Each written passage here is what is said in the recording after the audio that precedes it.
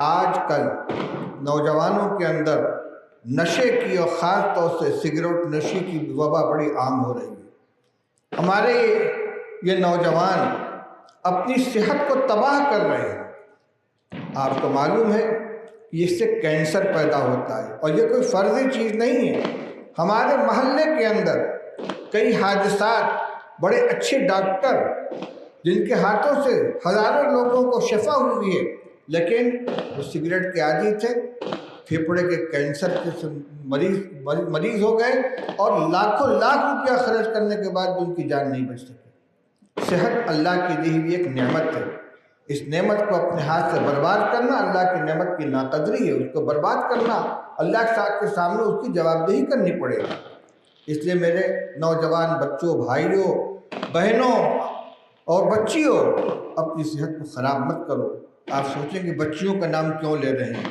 ابھی کل مولانا سجاد نعمانی کا ایک بیان ایک موبائل کے اندر دیکھا، جو بیان کر رہے ہیں اور پس منظر کے اندر 3 برقع پوش نوجوان بچیاں نظر آ رہی ہیں جو مسلم طالبات تھے اسکول میں پڑھنے والی، اور وہ سگریٹ پھونک رہی ہیں، منہ سے دھواں نکل رہا ہے۔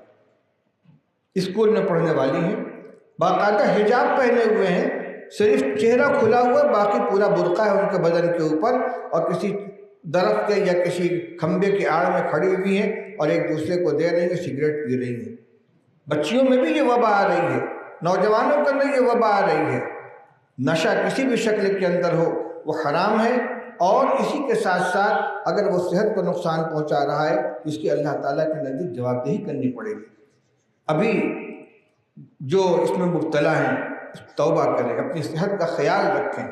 خدا نخواستہ اگر اس نے پھیپھڑے تک اور دل تک جڑ پکڑ لیا تو پھر کوئی بچانے والا نہیں ہوگا۔